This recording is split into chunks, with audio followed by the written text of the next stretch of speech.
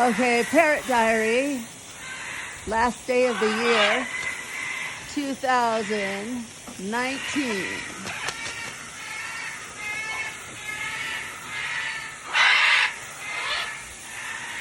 They love the cold.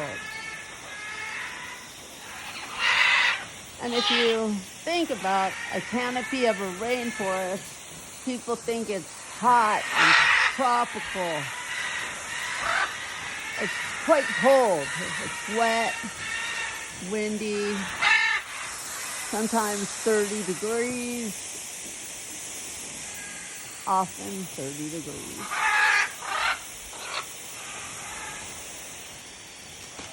They love it. There's a big misconception about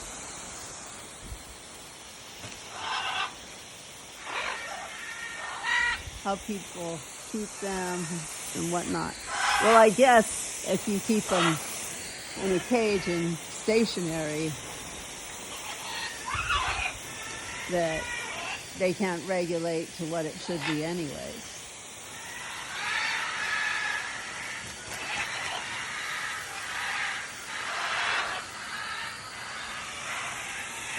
All right. Happy New Year, everybody.